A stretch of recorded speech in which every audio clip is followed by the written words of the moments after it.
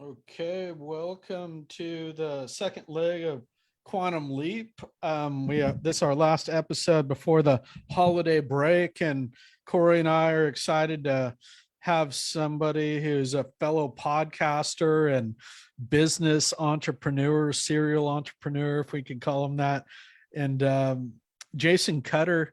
Um, but I first, before we get to Jason, I just wanted to introduce my esteemed co-host Cory and I and have him introduce himself and say how he came across Jason and provide a brief testimonial as well. Hey everyone, Cory and I here, a business coach with Take Wing Coaching. Um, COVID brought a lot of people together via Zoom, and I got involved with a networking group that's sort of national, has a lot of coaches, podcast speakers, book publishers, oddly enough, several of them, and various other types of people, all invited by somebody kind of in the Midwest who seems to bring these kind of people together. And one of them said, hey, let's talk. And I talked to him and he said, hey, meet Jason, who happens to be in your neighborhood or was in my neighborhood. And, and then we talked and that's now he's here. And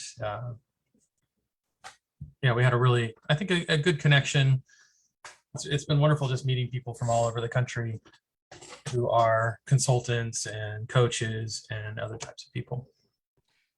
Yeah, no, I remember last time we had him on, we have so much to talk about because he's such an expert in sales, and Cory's also great in sales too. And he's actually written a book on sales called Selling with Authentic Persuasion, which it's up on his shelf there, which is probably a better place to see it than me kind of hold it up with my screen. You see it there, Selling with Authentic Persuasion. I love it how it's almost kind of like man on the street, so to speak, in terms of it's written in such a plain, direct fashion, as you would expect from your authentic take on sales. And if you don't mind, Jason, just introducing yourself and telling us what you do and a little bit about your book, if you don't mind introducing that, because that was something we were going to focus on today. Yeah, well, and I appreciate that. And it's definitely written in the way that I speak, which is not very fancy, and try to make it useful. So again, Jason Cutter, I'm CEO, founder of Cutter Consulting Group. Like you mentioned, I wrote Selling with Authentic Persuasion. I have now 3 podcasts. I think when we first chatted, I had 1. And so now I have 3 active podcasts. And I believe that most people in sales end up there by accident and don't fully lean into their duty and responsibility as a sales professional. And so my company offers training, consulting, and advising to help those order takers transform into quota breakers and deal makers, coming from a guy with a marine biology degree who thought sharks was a much safer way to go than people as a result of my childhood. So here I am, and excited for what we're going to talk about today. Great, thank you. And I did want to just start with what you see are some common mistakes you see people make in sales. I think we can learn so much from people, how you see them doing the wrong thing, because that really shows about what the right thing is to do, so to speak. Yeah, I'd say the number one thing is that people in sales or in sales roles, again, it could be a solopreneur, it could be somebody working in a call center, in a retail store, they still think their primary job is to give facts and features, benefits, data, stats, knowledge, information, be the keeper of information, and then use that as a way to convince people of what they should do and move forward. And they don't realize that consumers have shifted, that, as we're on here on this live and I'm getting a call from a toll-free number, it's warning me not to answer. People have access in their hands to all the information and knowledge out there, and that's not what they're looking for anymore. So that's the number one thing. The number 2 thing I think salespeople still make the mistake of, if they're struggling, is they think that sales is something they're supposed to do to somebody. Right? They think like, in order to win, I have to push this person or convince them or manipulate them or trick them or close them or do any of these classic tactics. They think that's what their job is to talk enough to convince somebody, and that way they can win. And they don't realize that sales is actually, when it's done right as a professional, it's a service, right? It's something you're doing for somebody and with somebody, and that you can easily and greatly succeed in your sales career by helping people also win and, moving them forward. So I would say those are the two big things. The third thing is I think people in sales this is always the struggle, and this is always the hard part, is the mind games and dealing with that in your own head, which is, if you're amazing at sales, right, depending on what you count as a lead and a sale and, your metrics, most people in sales, if they're amazing, they close 25, 30%, maybe 40% of their opportunities, which means if you're amazing at sales, you are losing 60, 70, 80% of the time. You're losing more than you're winning. And that is hard, right?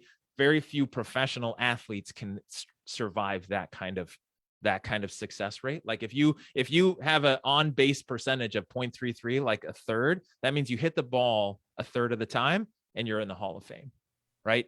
But you're still missing 2/3 of the time, and you've got to be able to get up and just keep swinging.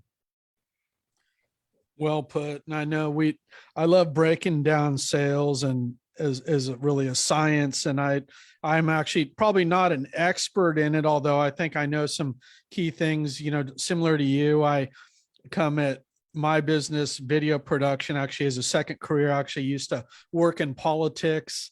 And you're really selling ideas in politics, and you have to be persuasive. So, I continue to probably be the best at selling ideas versus selling products. But I think, really this idea of coming at sales from an authentic place, I think, is so important. And that really matters who you are. And if you read that book, The Greatest Salesperson in the World, it's really about being the person who's going to be the good salesperson. And there's a lot of techniques to it, but I think the thing that annoys everybody when, like, you were getting that call, is this call where somebody you pick up and they're raising their voice. It's like they're not even connected to who you are or what's really going on.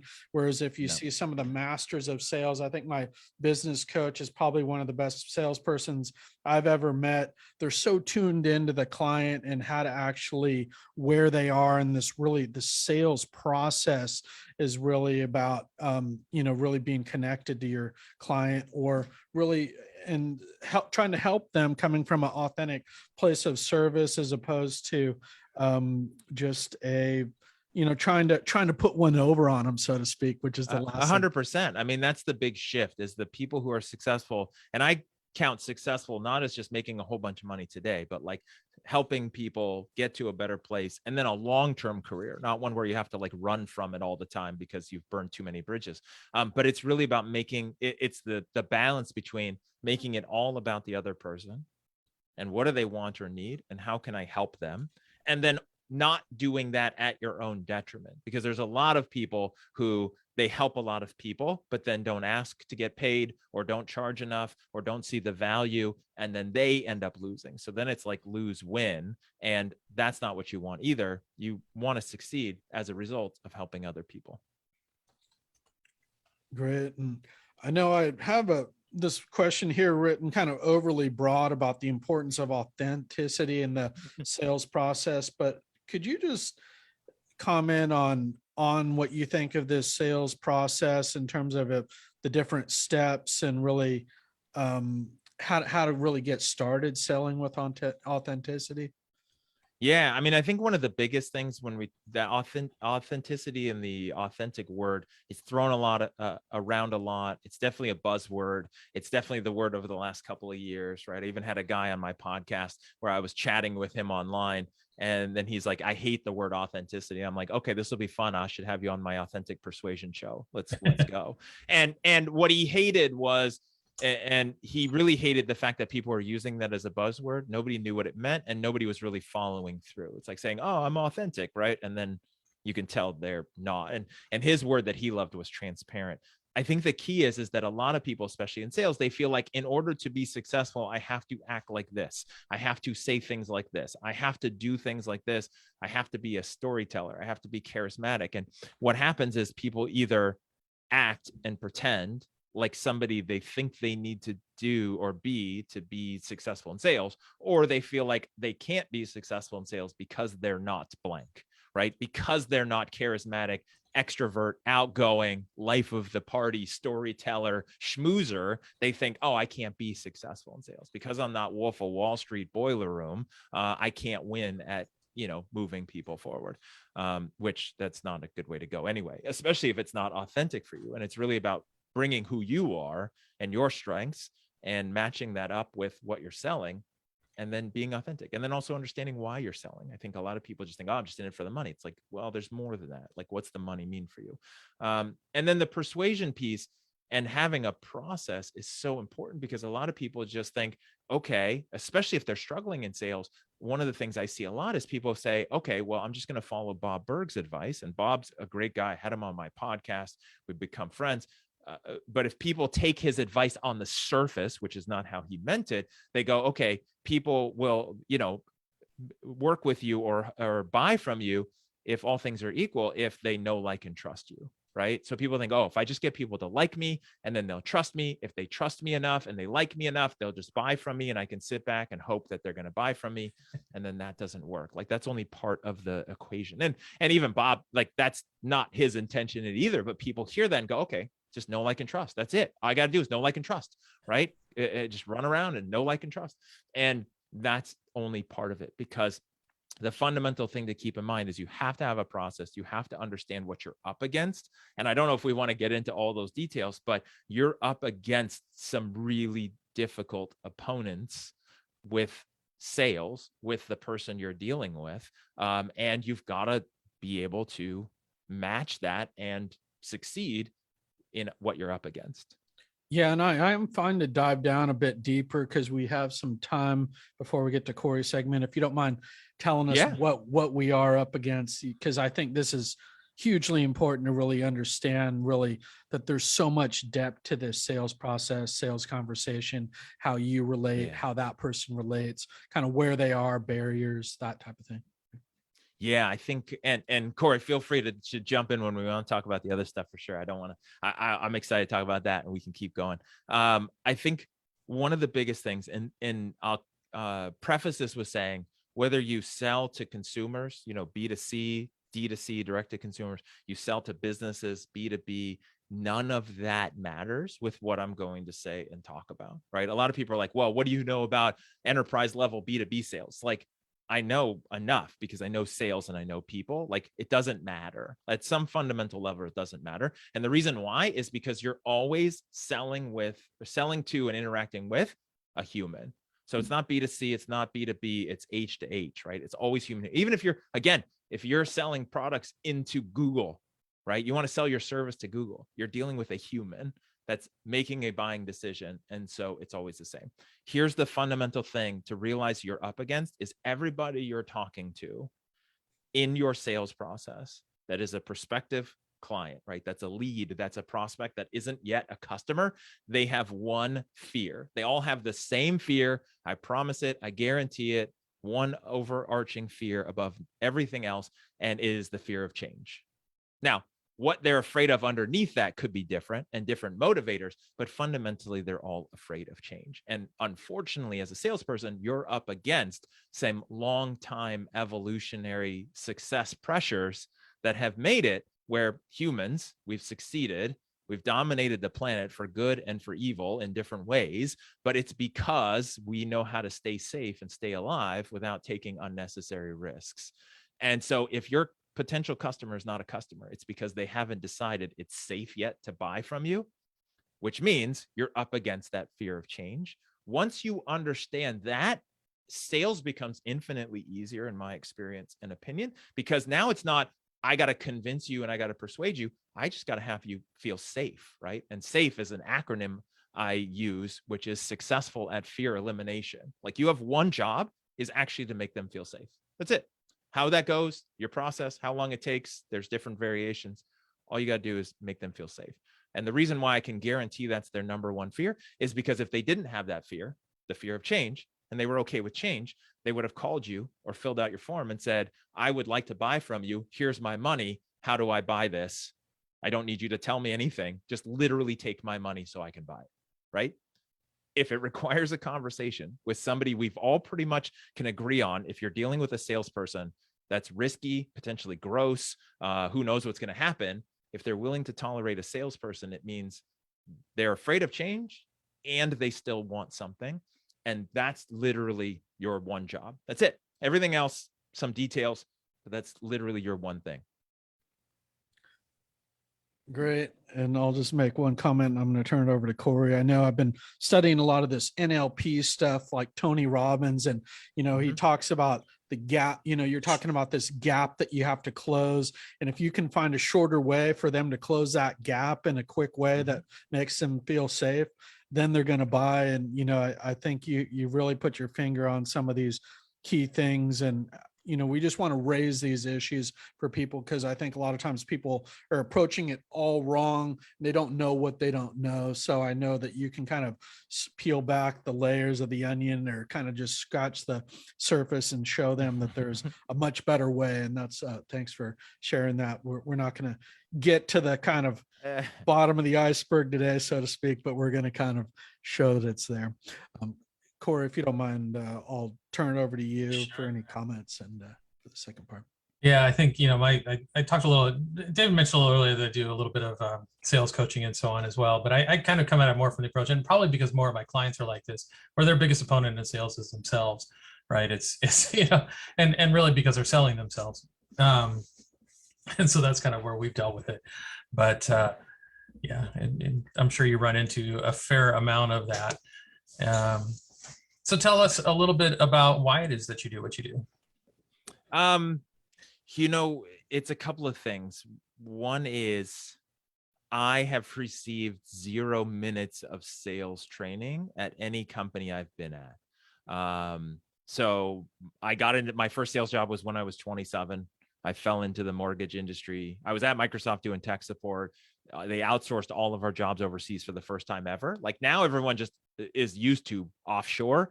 That wasn't a thing prior to 2002 at Microsoft. And then it was. And then we all lost our jobs to China and India, which I was okay with because I didn't want to be in tech or tech support. And I realized I was good with people, had an opportunity to go work for a mortgage company, 2002 in Seattle. It was pure order taking. Like literally I learned nothing about sales because it was the height of the real estate boom. So everyone was just excited. Years later, I went into helping people in foreclosure, had to teach myself sales that way because I was self-employed. And then I started getting hired on at companies as management and leadership. They just assumed I knew what I was doing. So I was always the one who got hired and then had to teach everyone how to sell. And so I've received nothing. It's all self-taught, right? It's all reading the Og Mendinos, the David Sandlers, like all of that stuff, like just like figuring it out on my own and piecing it together. And my formula, and then really what's universal too, because I've dealt with thousands of salespeople is as a consultant, but also like in organizations, most of which didn't make it because they just didn't, grasp it. And so for me, I love sales, but one of the things I love more than anything else is teaching and helping people. I'm truly driven by that underdog moment or the light bulb moment where somebody, like you tell them something, they try it, it works. That look in their eye, just like, or that feedback is like, that worked. That was amazing. Yeah. Just keep doing that. Like it works. Like just get out of your own way and use this. And then for me, the other part is, I've always been an underdog. I mean, I was a shy, awkward, late blooming, bullied child. And so like, I love helping the people who they're in sales, they fell into sales, or, the kind of people like Cory and I have talked about that he works with, they're solopreneurs, they're in a business, they love their business, they want to sell websites, but they hate the sales part and no one's ever taught them sales and sales is gross. I want to help those people realize like it doesn't have to be that way. And so that's the big thing for me. Also, I'm more of an operational guy. Funny enough, like I'm really good at sales, but my mind is more operational. So the companies I work with, it's about how do we build systems and processes so that you can have a successful business, not a hopefully everyone shows up today and closes deals or feels well, or hopefully we can hire 10 people and not have to fire 9 of them by next week because, they suck. So how do you build successful, scalable sales operations? Great. Thank you. Cory. Yeah. So tell us a little bit about how you use the power of persuasion in sales. The power of persuasion. So for me, the power of persuasion, as I like to see it and use it, is about helping. First, you've got to uncover what somebody wants or needs. Then do you have a solution for that, right? Is it a square peg and you have a square hole and it's like, okay, this is perfect. And then from there, it's about persuasion is about helping move that person out of their comfort zone and to the other side, which is unknown and potentially dangerous, and persuading them to take that action. I have always, and now it's, pretty much a focus of mine, always helped people in sales organizations, like what they're selling and what I used to sell, is help people get out of debt or achieve a goal or move to something that they want or they need and get to a better state, right? Like I've never sold crap to people that they don't need. And I probably couldn't do that and I could do it, but I wouldn't want to do it because I want to leave people better than I found them. And so with persuasion, it's about understanding, again, that deep primal thing that, not even that long ago kept us alive because we'd stuck with what we knew and what was safe. And then that's what people are afraid of, and understanding that. And my job is to persuade you to get you to a better state and get you out of your way, like you said, Cory, because it's really them in their own way. Consumers, businesses, it's them just stuck. And how do you get them unstuck for their benefit, right? Versus manipulation, which is the other word. And manipulation is very clear. Manipulation is like, I'm going to do something to something else for my own benefit, and I don't care what happens, right? Like think of manipulation is a lump of clay. I'm going to manipulate the clay and make it into a bowl. I really don't care what the clay thinks, right? Versus persuading the clay, right? Yeah, it's unfortunate. I mean, I've been in software for a long time, and a lot of times people ask, what should I use here, what should I use there, and so doing research on apps and things like that is always great until you talk to a salesperson for one of these companies, and then it's like, Yeah. can your software do this? Oh yes, of course it can. And you see that a lot, right? I mean, salespeople, when left up to their own devices, they're going to go primal with it, which is, I need to close deals, I need to make money for one reason or another, keep my job, be a success, pay my rent or mortgage. And they're just thinking short term, which is, if I can get you to buy, I win today. I don't really care what happens to you tomorrow because that's somebody else's problem. That's why, I actually think such a great test of a salesperson being a consumer is see how much they are actually invested in your welfare. If they just want that quick sale and something that is not going to do them any good, that's not a good, you want to get out of there quick, and I think, I say, I draw a parallel to politics and kind of, there where people are selling kind of bad ideas in a manipulative way and a lot of things. So you want to really keep an eye out for really bad people who sell bad ideas. And I've always prided myself on being a pretty good judge of character. So you want to kind of test salespeople. And if they test you and you pass those tests, you keep moving beyond to that place of trust. And, that's why I like you, Jason, is that I feel that sense of trust, that authenticity, that you're not going to sell somebody something that's bad for them. Whereas that's not the case with everybody out there in the sales space. Yeah. And I appreciate that. And it's one of those big things. I even have a chapter in the book, in Selling with Authentic Persuasion, where it's the power of no. It's the power of telling people, no, that's not a good fit. I can't help you. I can't get you to where you want to be. I can't solve your problem. I can't get you there. And the power of saying no, both for them and then for you, for many reasons. And to me, that's the difference in a professional. As a professional is looking at what's best for you, kind of like a doctor who took a Hippocratic oath, which is like, I'm not going to cause you undue harm, which means if I do something to you, it should make you better, but I'm not just going to do stuff to you that might just make it worse. Unfortunately, there's no oath like that in sales. And Cory, if you don't mind, I just have what brought me to that question was actually something that Cory and I are the most involved in, where you're selling kind of higher value products. Maybe it's a $2,000 package for a video or a initial coaching program. And I think to sell those kind of things, you're not going to always close that sale just in 5 minutes. It's just not going to happen. So I just wanted to, that's why I mentioned if you test that person and they don't show that you have your best interests in mind, you see through them, you're not going to buy. And I think we've all are a lot better at that as being an experienced salesperson. But if you don't mind just telling us what your thoughts on kind of selling one of these high value coaching programs, maybe it's a $5,000 or $10,000 package versus, I used to sell these something, a Ticketmaster magazine where it's $19.99, so to speak, Right. where you can almost just in passing say, oh, can I get you a magazine before you go? And they'll say, yep. So a lot more of Yeah. them. Yeah. Well, and I think there's a big difference in those, right? So like what I focus on and who I'm helping in sales and speaking to mostly is not the everyone wins salesperson, right? Like you're talking, I even use magazine sales as a thing. Like if you're going door to door and you're selling magazines, anybody who answers the door, if they have any kind of money, like they're not just a kid, you should find a magazine that you will buy. And if you walk away without them buying something, you failed, right? That's different than what we're talking about. We're talking about a considered purchase of any value. And for what you mentioned, like in the 5K, the 10K, it's always the same, right? If somebody was buying $100 program or a $5,000, like, to me, it's always the same.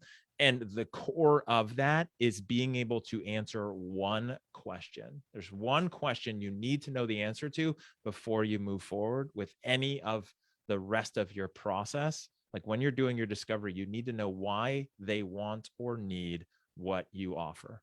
That's it. Why do they is the key, want or need? Not why has the last 10 people, not why do you think, like you've fallen in love with your video editing service, so everyone should want it and anybody who's doing this should want, like, no, why does that person want it? What is it going to solve? How is it going to help them get to a better place, out of pain, or achieve a goal? How will it help them? And then what is the value? And in some term, depending on what you're doing, what's that return on investment and what does that look like? And then from there, then it's about helping them realize it's the safest and best choice, right? But you have to know that. And what I see is a lot of people in sales, they don't know that. They just assume everyone should want it, even a considered purchase of a higher ticket price, right? They just assume everyone that's having a wedding would want video editing and they should want this, right? Like everyone should want this and everyone should need this. And like, of course you should want it. And they spend most of their time talking about it. And again, we talked about this early on, which is they forget the other person. It's about them, right? Like they only care about themselves. But once you know that, then both the sale is easier.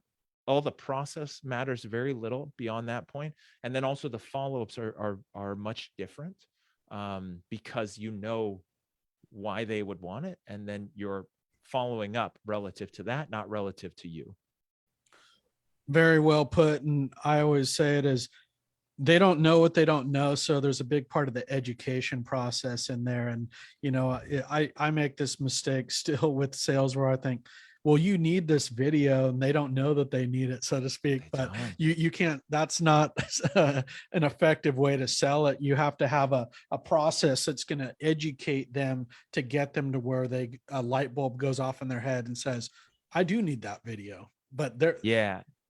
And the big key is that shift, though. It's about understanding it has to always all be about them on this journey and not about you. It has to be about them. Because again, when you go into it going, of course you should want this video, like if they agree with you, great, but you're just an order taker. If they don't understand and disagree with you, you didn't help them see the value, especially if you knew that it could help them, then you missed it. Yeah, there's a coach I've corresponded with for a while, and it actually turns out to be my neighbor as well, which is unusual in an area where I don't have any neighbors. Neighbors. Yeah, he has a great line, which is, give them what they want, sell them what they want, and then give them what they need. And that works a lot, especially in the coaching and video, marketing world. And it applies a lot, especially where we're selling ourselves. We know what they need because we can observe it, but it's got to be a lot about what they want, right? We can't sell them what they need. We've got to start with what they want. And a lot of times they only know what they want because that feels safe, or that's like what they have an emotional attachment, right? Like, one thing I learned from people who sell cars is, people have already emotionally decided they want to buy that car. Now they're looking for somebody to help them intellectually make sure it's the right decision and the safest decision. That's all they need. Like emotionally, they've decided. And so you've got to help that other part. And the same thing with what you're talking about. Yeah, we see a lot. I mean, a good example would be where somebody says, I need more marketing, right? I need to do better marketing. And what we see in the end is that they really actually need more sales, right? You know, it's like, yeah, you've got plenty of leads, you got plenty of prospects. It's the sales side of things that aren't working for you, right? So yeah. Exactly. I'm sure that happens in a lot of small firms where their sales team isn't performing well. So it's like, yeah, well, and not just the sales team isn't performing well, but I see this of all sizes where, you know, the sales team is usually run by somebody who started out in sales, moved their way up, became a manager, may or may not have gotten any training, usually not. Now they're in charge of people. They remember what it was like in sales. The boss or the CEO is putting pressure on them. You need to close more deals. And they're going to default back and say, it's the leads. The leads suck. We need better leads. We need those Glengarry leads. We need something else. Like if only we had more TVs on the wall, if only we had free lunches, then we could close more deals. And they're going to point the finger at everyone, partially, and not to totally offend, but I'm okay triggering anybody who's listening about this. If you are that person, is they're so good at sales, they can't stop selling, and to take a moment and go, wait, maybe it's us, right? They're just like, they're always in sales mode. And so you just see that a lot. And I think if you can break free from that and take some responsibility, then, you know, look at, okay, what do we need to do internally? Right. Great. I guess we still have, I think, 2 more questions we can get through, then we can close out in about 5 minutes, if that's okay with you guys. Yeah, sure. Let's do it. So the next question was, what are the sales success intangibles? Which I think we've covered a lot of, but I'd love to hear. Yeah. I mean, a couple of them. I mean, here's the big thing, right? Is I call them intangibles. If anyone is a fan of sports, I am mostly a basketball fan. And so the intangibles are always those things that don't show up on a scoreboard, that are hard to track, but are the difference between one opponent winning over the other, especially at a professional level, right? So when 2 professional NBA teams are going at it, who makes the hustle play, who dives for the ball and saves a ball and then, you know, makes those kind of like intangible plays, right? Who's got the grit, who's got the attitude, those kind of things make the difference if it comes down to a close battle. In sales, remember, the one thing I said is you're up against a very formidable opponent. You're up against thousands, hundreds of thousands, millions of years of evolutionary pressure that has made us successful. And you as a salesperson needs to change that in that person's mind, which has kept them safe in this life and our whole species, right? So it's kind of a big deal. You're up against a big opponent. So there's some intangibles when you're up against a professional foe and you're a professional salesperson. It's gonna go based on a couple of things. You know, a couple of things could swing it one way or the other. One of those that I see a lot, and it's a dead giveaway for order takers. And order takers, not a derogatory term. It's mostly just a state of condition of somebody's selling effectiveness, right? They're, again, no like trust. They're hoping people will buy from them. And then they leave it up to that person. Hey, you know, would you like to buy? Let me know if you're interested. Like they just leave it up. It's just too soft at the end. They're just hoping they've done enough stuff that that person's just going to hand them cash, right? And so one of the things that happens, I see a lot with people who default to an order taker mode, is that when somebody raises an objection, they answer that objection, usually saying too much and just rambling on, and then they pause, they stop, right? They're like, yeah, this is our price. Here's this, how this works. And then they pause. And I call that the death pause, because what they're waiting for is acknowledgement from the other person that, yes, that was a correct answer. You're satisfied. And now we can move on with the conversation and the transaction. What that does, though, in reality, is it gives the other person, the prospect, a moment to think about it. And they go, okay, that may or may not have satisfied me, but now I have more. Because now I'm scared, right? The only reason they're asking objections like that is because they're scared. They don't see how it's safe yet. And that's what's triggering it. So then what happens? They ask another one. You answer, you pause, another one. I call it the death by 1,000 punches, right? Like at some point you will run out of correct answers, or you will tell them something that validates their fears and they're gone, right? And so instead of doing that, you want to return to your question or a couple other strategies I have in the book relative to avoiding that death pause. Because if you avoid even just that pause when you're answering your questions, literally it will provide much more control over the conversation, and you're their guide that's helping them to safety. So that's just one of them. Well put. And we'll just close out with our standard question, which we actually got complimented on earlier after our last show. But who is your ideal client? You know, it's interesting because I've wrestled with this over the last 3 years. My ideal client is not about size or team format or vertical or industry. It's more mindset. Like the biggest thing I've learned with this is that small or large, and I know this is hard for the referral side of both of you guys, but it's somebody who's open to wanting to grow or fix their sales team, somebody who's in sales that wants to learn more. It basically somebody who has an open and curious mindset. That's it, because with that, there's a ton we can do to be successful. So it's really someone who's like, hey, they're looking for ways to play at a higher level, succeed. Most professionals, like in sports, they're professionals and they're always looking for feedback, ideas. They want to keep getting better and better at what they do. And that's my ideal client, whether it's an individual, whether it's a company, they got 500 reps, they've got 300 reps in Tijuana, doesn't matter. It's about that openness and curiosity and the company culture.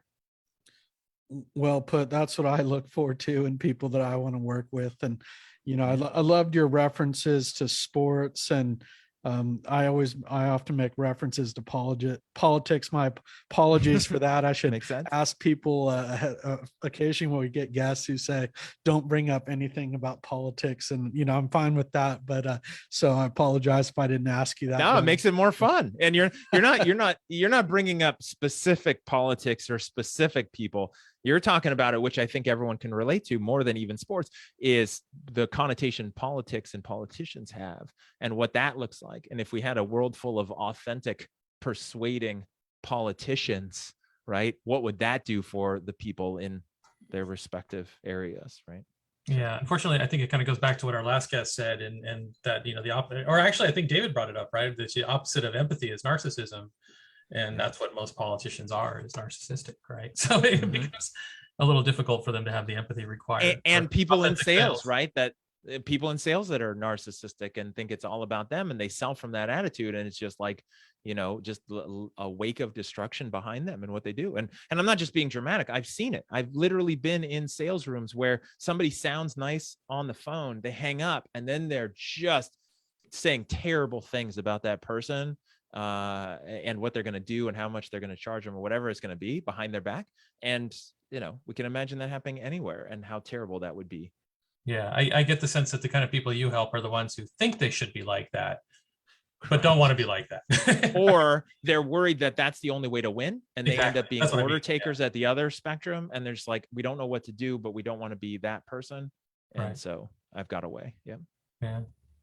Yeah. Great. Well, thanks so much, Jason. I love being able to drill down by having you on for the second time. We'll look forward to having you back next year sometime. And I look forward to continuing to see what you do. I know you're out there in the Sunshine State, pardon me, now. So enjoy the weather out there in Florida, and we'll look forward to having you back and keeping in touch. Thank you, man. I appreciate it. Bye, everyone. We'll see you in January with Quantum Leap. Thanks for listening.